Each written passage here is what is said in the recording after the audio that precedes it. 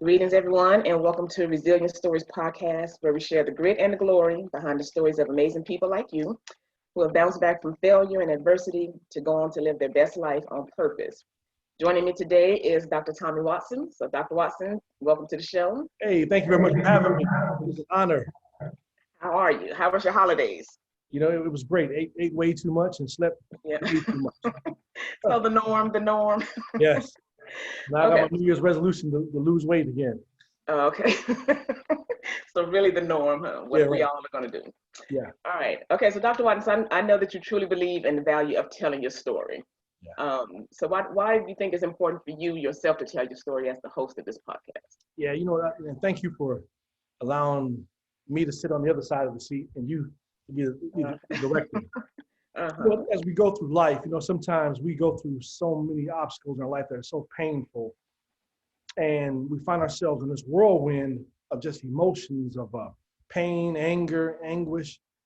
As we go through life and we start living out other people's dreams, we don't really know how our stories connect to our past and our own healing, what have you.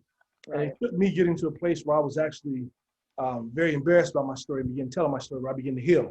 And in the healing process, also I said I need to do more to help other people who are going through the same thing. So that's my goal, my purpose, my mission with the work that I'm doing here is, you know, to continue to heal, but also help others and let them know that their stories have meaning and will be very helpful for other people to hear as well.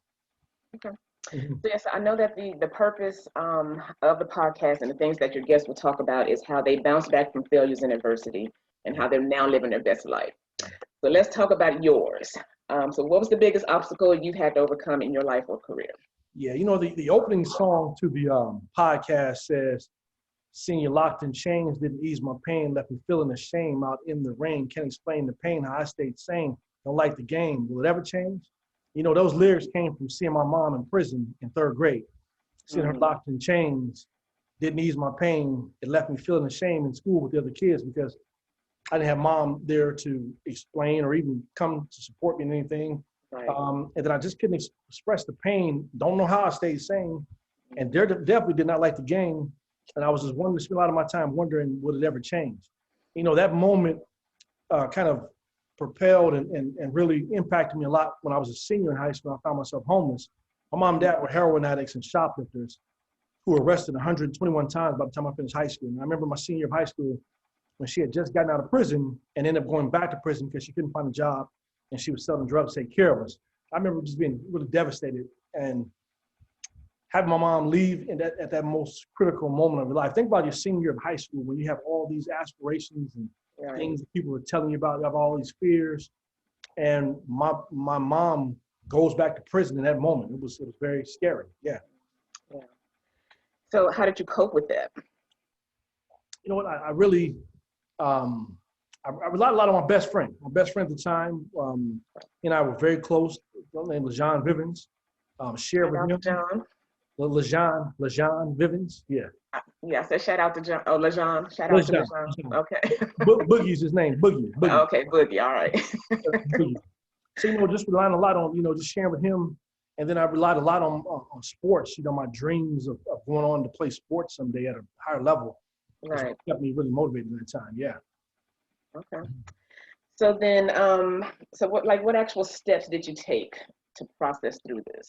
You know what? Now that I look back, probably the biggest steps I took was probably one of the most important ones was I kept going to school. I didn't find a reason to drop out. I didn't find a reason to avoid school.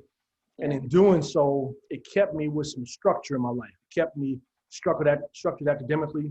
It kept me structured when it came to sports. So I didn't have a lot of time to get caught up in a bunch of riffraff that I could have gotten caught up in and had I really sat and thought about the chaos that I was in at the time. So not doing nothing, or doing something kept me from honing my mind in on all the chaos. Because I think sometimes when people get to a place where we give up and we stop moving, what you find yourself doing is spending a lot of time now thinking about the chaos that you're in. And it becomes a kind of a self-fulfilling prophecy. So I didn't have time to think about the chaos because my head was down grinding academically and athletically. That's how I kind of began to take those steps to cope with that. Yeah. Okay. And in that, did you have any mentors or guides to help you through that? You know, I did. They didn't necessarily know my story at the time. They just knew Right. that I came from a tough background. So I had a football coach and a teacher at Mullen High School in Denver, Colorado, who just really kept encouraging me to make sure that I, you know, was going to do what I had to do academically so that I can get onto a college campus and go on and get a degree and better my life. Because again, they knew that I was coming from tough circumstances. They didn't know all the magnitude of what I was dealing with, but they just kept me encouraged, you know, just keep saying the education, kept telling me that education was the way out. Education was going to be the pathway to the NFL because they knew that my dream was to get to the NFL. They never crushed that dream or killed it. And just kept going. Yeah. Okay. Did you get any bad advice during that time? You know what? There were some people telling me to go to college in Colorado. I think had I listened to that advice, I would have been in pretty bad shape because again, what I needed most, and I was actually close to doing that. I was actually committed to Colorado State. I took one visit to Colorado State University, loved it, and I was getting ready to stay home in Colorado. My coach was like, "You took one visit. You got 5 more visits to take. You know, what are you basing the one visit off of?" I'm like, "Hey, I had fun." He's like, "No, you need to go visit some other schools." So, thank God there was more good advice that piled on over that bad advice. I would have been in trouble. Yeah. Yeah. Because you would have stayed in the same environment had you stayed home. Absolutely. Right. That environment was going to be right down the street from me. It had been on the campus there as well. Yeah. Yeah, that makes sense. All right. So in that, what would you consider your turning point? Where did things start to look up for you? You know what? I think me and my boy Bug, we got tickets to see this new movie that was coming out at the time. Boys in the Hood. I remember we went to see Boys in the Hood in the movie theater. Everyone was excited about this movie. It was like I was excited about that. Excited about that too? It was like November 1991. Everybody was excited about it. I remember watching this movie, and the star player, Rick, football player, similar. I connected with him. You know, Rick was living in the hood. His brother's involved in criminal activity. So me and Rick had a really good connection there. Okay. And I was feeling good about Rick. You know, he's taking the SAT to go off to college, and I'm looking forward to Rick doing some good things. And then in the movie, Rick tragically gets killed. I'm like, whoa. And my boy Bug looked over each other because he was feeling the same thing. Like, you and Rick got the same story. Yeah. And I remember me and Bug left the movie theater. We didn't say anything to each other. We got in the car, and we both just started crying. He was like, "T, that's your story." I'm like, "Man, you're right." And we just cried and cried for a minute, and we stuck together and was there. Don't tell nobody we've been crying about this, man. But it was very much understood at that moment in time that I didn't want the tragedy of Rick's life to be my tragedy. I said I had to do everything I had to do to stay away from a lot of those moving pieces. Because again, at the time, my brothers were both involved in gangs heavily. I had been in a drive-by shooting where luckily I didn't get killed at the time. There was drugs in and out of the house. So I had to really be very, very strategic about keeping myself away from that type of stuff so that I could be in a position to live my next life, which was getting onto a college campus. And in fact, when I signed with the University of Minnesota, they signed, I finally told them my story, and they brought me in early to get me out of that environment. Yeah. So kind of what you're doing then, so you kind of saw your life on a big screen. So somebody told a story that affected you. So whether it was true or not. And it was true for a lot of people that we knew growing up. Absolutely. So it's very possible that could have happened. Yes. Okay. All right. So when things got tough, though, as you're making this transition, what kind of tools helped you to keep moving forward? You know what? It was my aspirations of playing in the NFL. You know, I had strong aspirations to go to the NFL. You know, even though my motives were about the money at the time, eventually learned that it was also about freedom. The NFL, for many of us growing up in the inner cities, we love sports, but it also signifies freedom for many of us, especially when you grew up in situations where you didn't have any money. That thought of going to a place where you can get all this money and don't have to worry about eating, don't have to worry about lights being shut off, and all that type of stuff. For many of us, we equate that to freedom. So it was that goal, that vision of going to the NFL and having that freedom that came along with it that kept me going at that time. Okay. So obviously you were transitioning from being a boy to a man. So we have just that natural, you're a different person. But how do you think that situation with your parents shaped you as the man that you are today? How did it contribute you? Great question. So you know what? If I look back over my life, unfortunately, Dr. Cunningham, I don't think I got a chance to spend a lot of time being a kid. You know, I was always on the grind, always thinking about the next move, protecting, looking over my little brother, looking after my little sister. We just found ourselves in so many situations where I couldn't just sit back and just, hey, we're free. I had to constantly be on guard, saying, okay, who's gonna come to this motel room? Make sure this guy right here don't bother my little sister, but make sure this guy don't bother my little brother. We go to school, how are we gonna steal this food so we can get back to the house and eat? Yeah. So it was constantly, I never had a chance to really enjoy my childhood. So one of the things that I kind of, what has kind of changed me as a person is, I left my job as a principal making 6 figures about 10 years ago. And people thought I was nuts. They were like, what are you doing, walk away from $120,000 a year? Right. So you know what, man? My biggest goal in life is that freedom and enjoy life. And again, I enjoyed being a school principal. I made a difference being a principal. But what I really wanted to have was the freedom of time and energy. I wanted to be able to get up when I wanted to get up, enjoy the sunshine. I wanted to be able to go to sleep when I wanted to go to sleep. And I didn't want to have pressures of Monday mornings. The pressure that most of us feel when we work for someone else around Monday mornings. Yeah. Anxiety comes in, you know, all this other stuff that comes. I didn't want that. Even at the age of 36, I said, you know, I recognized, I said, you know, I want freedom. If that freedom means me only making $5,000-$10,000 a year living in a trailer, I'm good.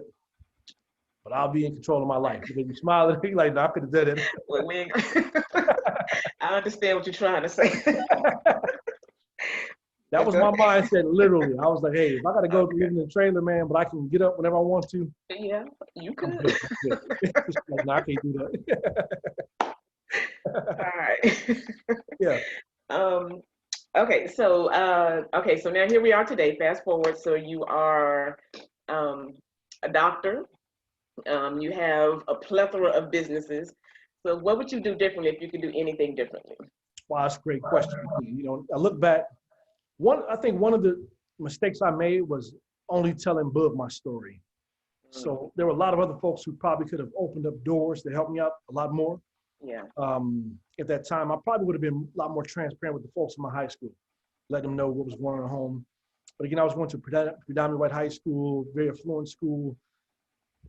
At the time, I didn't necessarily feel that I had a connection with them like that to open up. But at the same time, I didn't extend myself to see if there was a connection there. But there was definitely a connection there that I've learned over the years. But if I look back, I would definitely, and then I would also spend more time thanking the folks like my grandmother, my aunt. I'm saying thank you because there were a lot of folks who were really sacrificing, opening doors, making moves for me. My uncle, Bingo, I would have really tried to really say, hey, thank you. My aunt was really, she was providing with meals that she could. She was giving me encouragement. She was praying over me. You know, she was praying for me from distance. But even my grandmother sacrificed a lot for me and my siblings to be taken in out of foster homes. I would have really told those folks thank you and opened up myself a lot more to the folks around me who could have provided more leadership and guidance for me. Yeah. Okay. So when you say you could have been more transparent with your peers, is that more so to have helped you, or maybe you think there's somebody that you could have helped too by saying, hey, I'm going through this at the same time? You know, I think selfishly it would have been to help me first, but there would probably been some other things that could help them as well, because there were a lot of kids from my neighborhood who came out to my high school because they witnessed me and Bug go out there. You know, so we opened up the door for a lot more kids. And the struggles that I was having at home may have been a little bit severe, but they had struggles too, though. Right. So they would have been able to see some of those things I was going through, and we could have probably created a bond and kind of went through it together. But at the same time, I think sometimes when you're going through stuff like that, though, it's tough to kind of open up and share. You know, sometimes you just like, hey, I got to get myself through first, and then once I get on the other side, I'll turn around and help you out. But you know, if I spend too much time talking about it, I'm gonna go crazy right now. You know, I need to just get through this thing. You know. Right. Yeah. Okay. All right. So that's a great segue into the final question. So what advice would you give someone who's currently enduring the same challenge that you experienced? Yeah, another great question there. So the hook to the song says, my scars tell me that I'm still alive. My scars tell me that I survived. I think it's very important for each of us to remember that we've all been through some type of tough time in life. Celebrate the fact that you're here today, though, because sometimes when we start going through tough times, we can hone in on all the negativity that's associated with it, everything that went wrong, what's not working, all the people hurt us. But then we got to recognize that there were a lot of good people that may have been out there. Right. Just a handful of folks. There were some good moments. And you're still here. So Right. our scars sometimes aren't necessarily a reflection that how bad our life has been. Sometimes those scars are a reminder of the strength you have, the resiliency that you have, the courage that you have, the perseverance that you have to make it through those things, and that you're alive. Let's celebrate, Let's celebrate the fact that you're still alive. Right. And for many folks who are leaving out of 2020 has been a tough year for many folks. But if you're sitting here today as a listener, listening to this podcast, you got some things to be very much be thankful for 2020. Yes, I lost my sister, I lost my father in 2020, but I'm still standing here to make a difference in 2021. So we want to make that 2021 a winning year for us, and not just look back over 2020 and just think about all the negative and painful things, which there have been many of them. There were, At the same time, we got to kind of move forward and know that we're still alive, we're still here. Yeah, great question. Well, Dr. Watson, thank you for answering those questions. You have truly had to be resilient. So you didn't just have one thing, you had a couple of situations. And what stood out for me was it wasn't just you. You had your brothers and your sisters to think about as well, to help them get through the best they could. So thank you for that. Absolutely. Thank you for being the host here. You did a good job. So My job may be in jeopardy. My job may be in jeopardy, folks. Dr. Cunningham. I'll be thinking of a plan B. Okay, so we're going to lighten the mood here a little bit, and I have about maybe 30 questions that I'm just going to shoot at you. Okay. I'm not going to do any follow-up questions. I'm just going to ask you the question and let you respond. Okay. So we call this the rapid fire questions. It's going to give the learners an opportunity to learn more about you. And I've gone through this, so I actually was surprised by some of the answers I gave. So maybe you'll learn something about yourself as well. But, you ready? All right, let me buckle in. Let me get a quick sip of water here. Take a sip of your water. All right, buckle up. All right, let's go. Here we go. Let's go. Okay. First question. How have you turned a dream into a reality? Wow. Again, when I was leaving my job as a school principal, my goal was to have freedom. And I thank God that I've been able to take that goal and turn it into a $1 million business where I have freedom today. So that's been a huge blessing though. So. Okay. Yeah. What gives your life meaning? Gives my life meaning, the opportunity to help others, encourage others to be the best they can be. Okay. If money wasn't an issue, what would you do with your time? Exactly what I'm doing today. What verb best describes you? Resilient, passionate, okay. Energized. Okay. All right. Okay. Okay. What problem do you want to solve? I have a huge heart for kids because, there's one thing to grow up in poverty. It's another thing to grow up homeless. I tell people, when I was with my friends in middle school, many of them lived in projects. The school bus went and picked up many of them. Yeah. The projects, took them to school. They got food and everything else. And there was no stigma that related to them because they were all coming from projects. Well, me and my brother, we were walking to school from the motel room from another city. No one had our phone number. No one knew our address. Right. We weren't eating at the motel room. There was 9 of us in one room. We weren't getting any type of government assistance, anything like that. Yeah. So I have a huge heart for those kids who are dealing with homelessness. And that's an area that I really want to impact as I go forward. A lot I want to say about that, but I'll keep going. What was your favorite thing to do as a kid? Daydream. Just daydream. Just think about, I used to read a lot of those little kid books where the kid looked happy under the apple tree, and I was like, I want to be that kid one day. I know what it was going to take to get there, but I want an apple to fall from the tree and hit me in the head, and I just smile. I want to experience that one day. Not a smile. Okay. Why are you doing what you're currently doing? Again, I think my mission in life is to help others be the best they can be in all that they do. And that's my goal. That's my dream, and that's what I'm setting out for. Okay. What do you wish you had more time to do? That's a good question. Well, I wish I had more time to do travel. I like traveling. Okay. Yes. What did your 15-year-old self imagine you'd be doing right now? Finished up my NFL dream, living in a big mansion, and on a world tour with P. Diddy and Puffy and all those other folks, just rocking it out. You're the athlete in the video. Right. Right. Okay. If you had to teach something, what would you teach?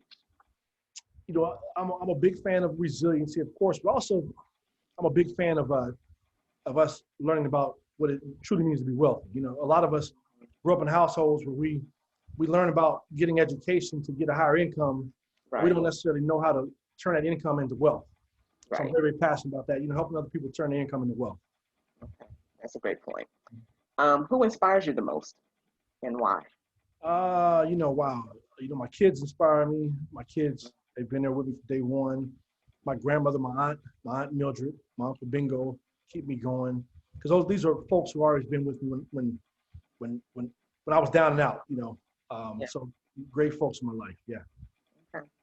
What's something about yourself or your life that might surprise us?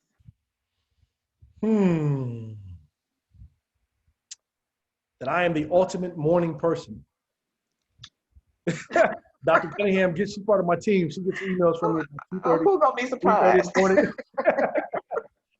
morning. You know, there's some people who say they're morning people, but I am the ultimate morning person. I wake up at 3:30 in the morning on 15. Yeah. And that's not an exaggeration. Okay, what's on your bucket list for 2021? Wow, I'm doing a podcast that I'm starting called Resilient Stories. You know, hence the reason we're doing this. And I want to be able to get more and more stories of those resilient people out there and have it grow and really touch lives and of millions around the world. That's my goal. Okay. What's something you'll spend time doing no matter what? Sleeping. Okay. Love to take What naps. would you like? What would you like your grandchildren to say about you? That he was an overcomer. He set the tone, and he changed the trajectory of what it meant to be a Watson. Okay. All right. If you were a superhero, what would your power be and why? Wow. You know, I was always a big fan of He-Man. I like He-Man. Okay. He was in good shape, and I just want to be in good shape like that. Okay. But let's see, if there was one superpower, what would my superpower be? I guess to leap from building to building. That's what I want to be able to do. All right. If I were to walk around your home, what clues would what clues would tell me what you love? I love learning. Yeah. And then I love getting my naps in. Okay. And peace and quiet as well. So when kids come to my home, I always tell me, don't, it's not a kid-friendly house. Don't run around here. Don't tear everything. So I would have been one of the kids. I'd be one of the kids who came to this house. They'd be telling me to leave. Yeah. My little brother, we cause a lot of chaos in people's homes. They'd be telling us, jumping around, you're on the rails, get off the rail, and leave the picture alone, get off the couch. So I wouldn't have been a welcome kid in my house. Okay. What would you go back to school for? You know what? I'm pretty fascinated by a lot of the real estate developers. You know, I love seeing places that were full of trees and nothing there. Well, there was something there, the life of the trees, but to see the ingenuity that kind of comes in place when people build different things. So maybe something with engineering or development, construction development, something like that. Okay. What sparks your creativity? What sparks my creativity? Stories. I love hearing stories from people who are overcomers. So I surround myself with stories, quotes, people who are overcomers. Those are the things that spark me, get me pumped up, excited. Okay. If you became president, what would be the first law that you passed? I would make sure that each and every kid in our society who's in the school system, who's faced with homelessness, has all the supports they need to go on to not only finish K through 12 education, but also grant them free monies where they can at least finish and fulfill a 4-year college degree. If you could follow someone around for a day, who would it be and why? It's a great question. I'm a big fan of President Obama. Okay. So I would love to see how he is still sane after dealing with some of the insaneness of being the president of the United States for years. So love to hear that. The first Black president. Absolutely, first Black For president. 8 years, The best right? president, yes. Yeah. Okay. All right, I'm not supposed to follow up, so let me see. What do you do? What do you love to do for others? You know, I love to inspire others. I love to get going back to the engineering piece and that developer piece, taking something that people didn't see there and creating something new and getting people inspired by it. I love it. I love it. So I see myself as kind of an engineer of dreams for people, engineer of hope. So yeah. We'll have to tweet that. Yes. What's the best gift anyone's ever given to you and why? Why was it the best? You know what? I have a trunk in my office. I keep with me all the time. Yeah. With me for almost 30 years. Okay. It was given to me by a good friend of mine, Emmett Wallace. Okay. When I was in high school, he knew I was going through some tough times. And I keep this trunk with me everywhere I go. But the intangible will probably be just the gift of hope, you know, knowing how to keep myself hopeful, motivated, believing in myself, faithful, feeling, all those great things. Yeah. Yeah. What's the best compliment you've ever received? That you inspired me. Okay. Don't get too much better than that. What industry, company, or organization would you leave your current job for? I wouldn't mind being the CEO of Amazon. Okay. A bad job right now, huh? In its current state or at the startup phase? At the current state, yes. That's true. I'm going to leave and go back there at the beginning there. Okay. All right. What's one thing you've never been afraid to do? Be myself. You know, I tell people a lot growing up as a kid, I wouldn't necessarily say that I was a leader. I wouldn't necessarily say I was a follower. I was a kid who really tuned into what my heart felt, and I did it, you know. And a lot of times I was rocking solo. Right. I was rocking with me and my little brother. My little brother was coming along because he didn't have a choice, but I didn't really give into a lot of the pressures around me to do what other kids were doing though. Okay. What moment from your childhood are you most proud of? Wow. In 8th grade, I was living in a motel room with 9 people. I was literally walking 10 miles to stay involved in basketball from the motel room to the basketball court every day, no parental support, not eating breakfast, so staying involved in sports when everything around me was telling me not to stay involved in sports, and including my family was telling me I was a fool for, dreaming about NFL and all this stuff, Yeah. So at a time when, things were falling apart, I stayed involved in sports, yeah. Okay. What does success look like for you? I think for me, success is about freedom. It's not about a monetary figure. It's really about the freedom of choice, the freedom of time, the freedom of thought, just being free to be who God's put you on this earth to be, because oftentimes many of us will chase money, and we will become who someone else told us to be. We're not necessarily happy or living our best lives. Right. Okay. What would the people who know you best say that your purpose in life is? To continue to inspire others, to be more, dream more, and to see more. What are you most grateful for? I am most grateful for family, life, and opportunity. Every day we blow it.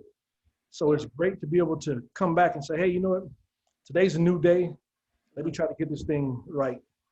Because 2021, my initial goals last year were health, eat right, do better. My goals this year, health, eat right, do better. I'm gonna do better this year. Okay. Reboot. All right. What are the biggest lessons you've learned in life? Wow, the power of just being able to hope in the midst of chaos is very, very powerful.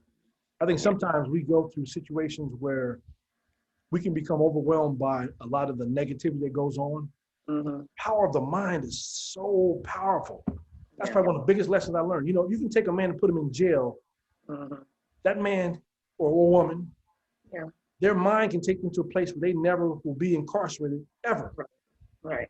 Yeah. Because their minds are able to go to a place where they're not physically where they may be at that moment. So our minds, the power of the mind is very, very critical. I think we have to be able to utilize that with our current circumstances and allow us to dream about what's to come. Yeah. Okay. If you could trade jobs with someone you know, who would it be? Trade jobs with someone I know. Who would it be?